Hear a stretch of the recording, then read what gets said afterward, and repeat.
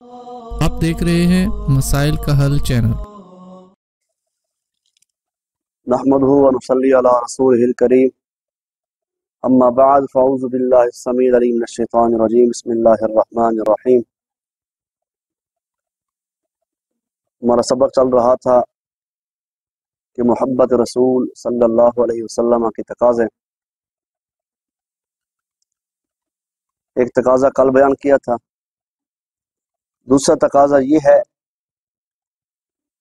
جو بندہ اپنے پیارے پیغمبر صلی اللہ علیہ وسلم سے محبت کرتا ہے اسے چاہیے پھر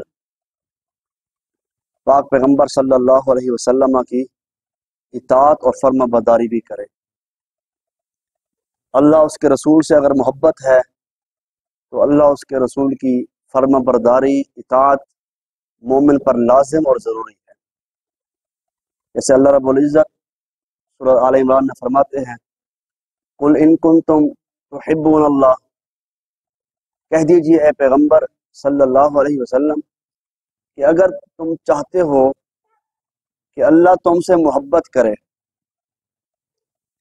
اللہ تم سے محبت کرے، فاتبعونی، تو تم پیارے پیغمبر جناب محمد اور رسول اللہ صلی اللہ علیہ وسلم کی پیروی کرو۔ اگر تمہاری چاہت ہے، تمہارا رب تمہیں اپنا محبوب بنا لے، تمہارا رب تم سے محبت کرے، تو تمہیں چاہیے پیارے پیغمبر کی صلی اللہ علیہ وسلم کی اطاعت اور فرما برداری کرو۔ فاتبعونی، اطاعت کرو گے، فرما برداری کرو گے، رزلٹ کیا آئے گا؟ اللہ خود فرما رہے ہیں، یحببکم اللہ، اللہ کیا کرے گا؟ تم سے محبت کرے گا۔ اللہ کی محبت کا معیار یہ ہے کہ حضور علیہ الصلاۃ والسلام کی پیروی، فرما برداری۔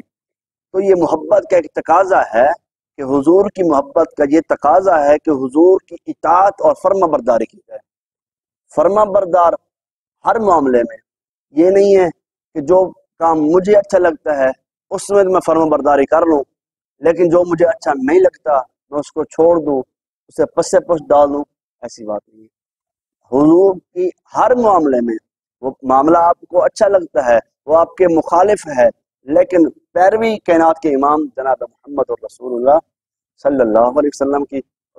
تیسرا تقاضا یہ ہے حضور علیہ الصلوۃ والسلام کی محبت کا کہ آپ پر کثرت سے درود پڑھا جائے، آپ پر کثرت سے درود پڑھا جائے۔ درود کی اتنی فضیلت ہے، جتنی فضیلت بیان کریں اتنی ہی کم ہے۔ نبی علیہ الصلوۃ والسلام فرماتے ہیں، کل قیامت کا دن ہوگا، میرے نزدیک سب سے قریب اور نزدیک وہ شخص کھڑا ہوگا جو دنیا میں کثرت سے میرے اوپر درود پڑھنے والا ہوگا۔ تو آپ بھی اپنی زبان کو مٹھاس دینے کے لیے کثرت سے درود پڑھا کریں۔ سفر میں جا رہے ہیں، دعا کے اندر تو درود انتہائی ضروری ہے، لیکن درود کو کثرت سے پڑھنے والا نبی علیہ الصلوۃ والسلام فرماتے ہیں، کل قیامت کے دن میری سفارش کا سب سے زیادہ جو حقدار بنے گا وہ کثرت سے میرے اوپر درود پڑھنے والا ہوگا۔ اب مومن کو چاہیے، نماز میں تو وہ لازم ہے، اس کے بغیر تو نماز نہیں ہوتی، ادروائز ہر وقت صبح شام دن سفر میں حضر میں اپنے پیارے نبی جناب محمد الرسول اللہ صلی اللہ علیہ وسلم پر کثرت سے درود پڑھنا چاہیے۔ نبی علیہ الصلوۃ والسلام فرماتے ہیں، سب سے بخیل اور کنجوس آدمی وہ ہے جس کے سامنے میرا ذکر کیا جائے اور وہ مجھ پر درود نہ پڑھے۔ تو کم سے کم صلی اللہ علیہ وآلہ وسلم تو آپ کہہ سکتے ہیں نا۔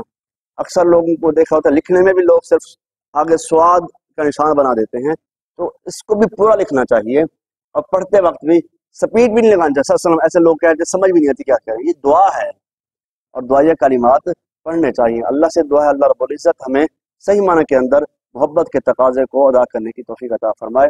وآخر دعوانا ان الحمد للہ رب العالمین۔